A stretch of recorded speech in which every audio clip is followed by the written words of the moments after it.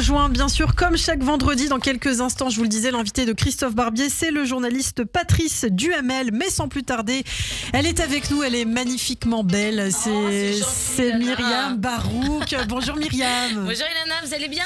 Ça va, super. Moi je sais que je vais chanter quand je vous vois, donc je suis contente. C'est ça. Vous êtes contente de me voir, mais en fait c'est pas pour moi, c'est pour la chanson. Eh ben très bien, allons-y. En plus Greg s'impatiente. 3, 4. Le billet de Shabbat.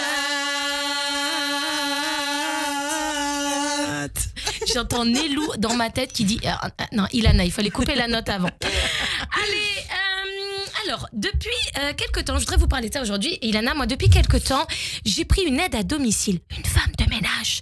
Je le dis à voix basse parce que je sais pas. Une aide ménagère. Ah, une aide ménagère, on dit ça? Ok, très bien. Écoutez, voilà, ça s'est passé cette semaine. Plus précisément, ça s'est passé hier. J'étais dans mon jardin quand elle est arrivée. C'est la première fois que je la voyais dans sa voiture. Ma femme de ménage roule en Audi TT. Voilà. Je crois que je la paye trop. Ou, je me suis dit, ça se trouve, le ménage, c'est juste un hobby. À côté, elle est directrice financière. Je sais pas. Et je vous jure, en plus, moi, je suis pas toujours là quand elle vient parce que des fois, je suis trop fatiguée. Parce qu'à chaque fois, je suis là. Non, mais laissez, c'est à moi, je vais ramasser. Et ça me fatigue de prendre une aide ménagère, tu vois. Une femme de ménage, c'est quelqu'un qui te force à faire le ménage et tu la payes pour qu'elle te booste. C'est comme un coach sportif, tu sais, c'est toi qui fais les efforts, mais c'est lui que tu payes. Et en fait, c'est la femme de ménage du village où j'habite. Elle prend, vous n'êtes pas prêts, hein, elle prend 17 € de l'heure. Ah ouais? Non, mais elle est super, hein, mais elle est chère. Je crois que c'est un peu cher. Ouais, c'est un peu cher.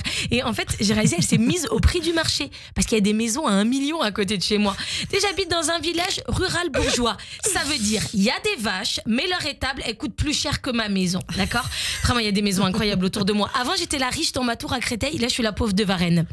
Et on fait ça depuis quelques temps. En fait, on se donne des vêtements pour nos enfants avec Anita. Alors elle me donne Anita, on l'embrasse. Anita, elle s'appelle bien sûr. Elle me donne des vêtements pour ma fille qui était trop petite pour la sienne.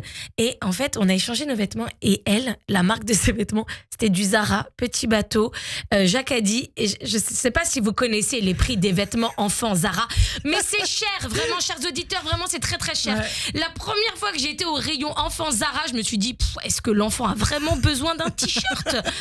C'est juste un bout de tissu avec 2 trous, ça sert à rien. Peut-être on peut faire qu'un seul trou, ça coûtera moins cher. Un poncho, c'est bien un poncho, c'est classe. En plus, ça ressemble à une cape, les enfants adorent. Bref, et j'ai eu honte parce qu'en échange, moi, je lui ai donné du Primark et du Kiabi. Et c'est bête, hein, mais j'étais un peu gênée. Alors d'un côté, je suis heureuse que des métiers pénibles soient valorisés financièrement, mais par contre, je cherche une femme de ménage moins chère. On va pas se mentir, hein. S'il y en a dans mon secteur, n'hésitez pas à m'appeler. Et je pense qu'on devrait payer les femmes de ménage comme nos impôts, en fonction de nos revenus. Moi, je devrais pas la payer plus de 7 balles de l'heure. Par contre, un ministre, il devrait la payer 150 € de l'heure. On est d'accord? Prenons un ministre au hasard. Au hasard, Darmanin. Okay. Vraiment au hasard. Hein. Vous saviez, Ilana, que Gérald Darmanin, sa mère est femme de ménage? Oui, je savais. Mais c'est le monsieur je pense. Non, justement, Ilana. Le monsieur est ministre et sa mère continue de travailler. Vous vous rendez compte?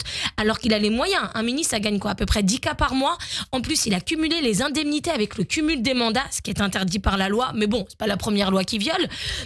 Et vous vous souvenez de la réaction des gens? C'était une vanne en 2 temps, merci Lana. Vous vous souvenez de la réaction des gens quand ils ont su que son deuxième prénom c'était Moussa? Moussa, oui. Ouais, et Gérald Darmanin était là, mais non, je suis catholique. Et tout le monde disait, mais tu t'appelles Moussa, frère. Pardon, mais là, pour une fois, je crois qu'il faut le croire, monsieur Darmanin.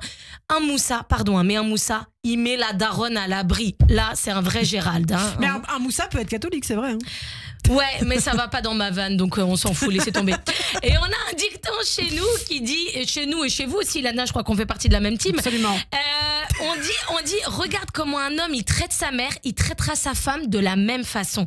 Et c'est vrai. Moi, je vois mon mari, il me traite comme sa mère. Il nous aime, hein, sans jamais décrocher quand on l'appelle. C'est fort, très fort.